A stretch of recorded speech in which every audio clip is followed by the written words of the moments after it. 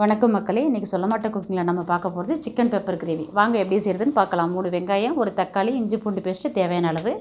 அதுக்கப்புறம் மசாலா ஐட்டம்லாம் 1 1/2 டீஸ்பூன் தனியாத்தூள், 1 டீஸ்பூன் கரம் மசாலாத்தூள், 1 1/2 டீஸ்பூன் மிளகுத்தூள், 1/4 டீஸ்பூன் மஞ்சள் தூள், 2 டீஸ்பூன் சிக்கன் மசாலாத்தூள், 1/2 டீஸ்பூன் ஜீரகத்தூள். இதெல்லாம் எடுத்துக்கோங்க. எடுத்து ரெடி பண்ணிவிட்டு 1/2 கிலோ சிக்கனை மஞ்சத்தூள் போட்டு கழுவி வச்சுக்கோங்க. கழுவி வச்சுக்கிட்டு அதுக்கப்புறம் அடுப்பில் வானலை வச்சுக்கோங்க. வானலில் எண்ணெய் ஊற்றிக்கிட்டு தேவையான அளவு நீங்கள் எண்ணெய் ஊற்றிக்கோங்க. உங்களுக்கு என்ன அளவு தேவையோ அந்த அளவு ஊற்றிக்கோங்க.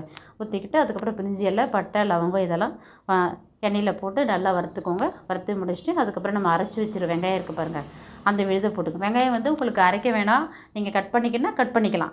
ஏன்னா உங்கள் விருப்பம் தான். இந்த கிரேவிக்கு அரைச்சா நல்லாயிருக்கும்னு நான் அரைச்சிருக்கிறேன். உங்களுக்கு கட் பண்ணி போட்டாலும் நீங்கள் போட்டுக்கலாம், உங்கள் விருப்பம் தான். இதை போட்டுட்டு அதுக்கப்புறம் இஞ்சி பூண்டு பேஸ்ட்டு போட்டுக்கணும். போட்டு இந்த வெங்காயம் பாதி வதங்கின பிறகு தான் இஞ்சி பூண்டு பேஸ்ட்டு போடணும். இஞ்சி பூண்டு பேஸ்ட்டு போட்டு நல்லா வதக்குங்க. வதக்கிட்டு பாதி முக்கால் அரை பதத்துக்கு நல்லா வதங்கின பிறகு தான் அதுக்கப்புறம் நம்ம தக்காளி பேஸ்ட்டு போடணும். தக்காளி பேஸ்ட்டை போட்டு நல்லா முக்கால் பதத்துக்கு அந்த தக்காளியோட தண்ணி சாறு, வெங்காயத்தோட தண்ணி சாறு எல்லாமே இழுக்கணும். இஞ்சி பூண்டு பேஸ்ட்டில் இருக்கிறது எல்லாமே இழுத்து நல்லா நமக்கு நல்லா அது ஒரு கிரேவி பதத்துக்கு இதிலே வரும். அந்த மாதிரி வரும்போது நீங்கள் நல்லா கலந்து விட்டுட்டு அதுக்கப்புறம் கொஞ்சம் உப்பு போடுங்க. உப்பு போட்டு முன்னாடியே போடணும், நான் மறந்துட்டேன், அதனால் இப்போ உப்பு போடுறேன். போட்டு நல்லா நீங்கள் வதக்கிக்கோங்க. வதக்கிட்டு நல்லா நமக்கு தெரியும் அந்த தண்ணியெல்லாம் இழுத்துக்கிட்டு கெட்டியாக வரும்.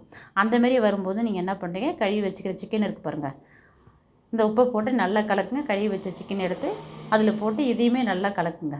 சரிங்களா? இதையும் இந்த சிக்கனும் இதிலே கொஞ்சம் கால் பதத்துக்கு வேகணும். வேகிற அளவுக்கு நம்ம கிண்டணும். கிண்டி விட்டுட்டு நல்லா கிரேவி நல்லா இதிலே நமக்கு தெரியும் இந்த சிக்கனும் அந்த கிரேவி நல்லா இதாகும். அதுக்கப்புறம் 2 கொத்து கருவேப்பிலை எடுத்துக்கோங்க. 2 கொத்து கருவேப்பிலை போட்டு நீங்கள் இறக்கக்குள்ளேயே போடலாம், உங்கள் விருப்பம் தான். எனக்கு இந்த மசாலாவில் நான் நடுவுலேயே போடுவேன். சிக்கன் பெப்பர் கிரேவியில் இதில் இப்படி தான் நான் போடுவேன். அதுக்கப்புறம் நான் உங்கள்கிட்ட சொன்ன பாருங்கள் மசாலாலாம், அதெல்லாம் ஒன்று ஒன்றா போட்டு ரெடி பண்ணிவிட்டு இது எல்லாத்தையும் போட்டு இதையும் நல்லா கிளறி விட்டுக்கணும். இந்த மசாலாவும் நல்லா பச்சை வாசனை போகிற அளவுக்கு நல்லா வதங்கணும். நல்லா வதக்கி விட்டுருங்க. நல்லா வதக்கிட்டு நல்லா ரெடி பண்ணுங்கள். இது நல்லா சுருன்னு வதங்கணும். நல்லா வதங்கி வரும்போது அதுக்கப்புறம் நம்ம வீட்டு குழம்பு மிளகாத்தூளுக்கு பாருங்கள், அதில் ஒரு 1 1/2 டீஸ்பூன் உங்கள் வீட்டு மிளகாத்தூள் எந்த அளவு காரமோ உங்களுக்கு எவ்வளோ காரம் தேவையோ அந்தளவு நீங்கள் போட்டுக்கோங்க. போட்டுட்டு நல்லா வதக்கி விட்டுடுங்க. இது பெப்பர் கிரேவினால பெப்பர் தான் போடணும். பெப்பர் நிறையா போட்டால் என் பொண்ணு சாப்பிட மாட்டான்னு சொல்லிட்டு நான் போடலை. நீங்கள் என்ன பண்ணுறீங்கன்னா பெப்பர் நிறைய போட்டுக்கோங்க. நல்லாயிருக்கும் உண்மையாகவே. அதுக்கு தகுந்த மாதிரி போடுங்க, அப்போ தான் நல்லாயிருக்கும். நல்லா கலந்து விட்டுருங்க. நல்லா கலந்து விட்டுட்டு நல்லா ரெடி பண்ணிவிட்டு இந்த 1/2 கிலோ சிக்கனுக்கு இந்த கிரேவி இந்த வெங்காய சாறு இந்த சாந்துக்கெல்லாம் தேவையான அளவு தண்ணி ஒரு சொம்பு போதும், கரெக்டாக இருக்கும். இதிலே வெந்துடும். கரெக்டாக நமக்கு கிரேவி பதத்துக்கு வந்துடும். அதிகமாக தண்ணி ஊற்றினா நிறைய தண்ணி ஊற்றிட்டு ரொம்ப நேரம் வேகிற மாதிரி இருக்கும், தண்ணி விட்ட மாதிரி ஆகிடும், கிரேவி நல்லா இருக்காது. நீங்கள் நல்லா கொதிக்க வச்சுட்டு நீங்கள் உங்களுக்கு பத்தலைன்னா நான் காரம் பத்தலை மிளகாத்தூள் போடுறேன். உங்களுக்கு எதுக்கு எப்படி வருமோ அதுக்கு மாதிரி போட்டுக்குங்க. சரிங்களா?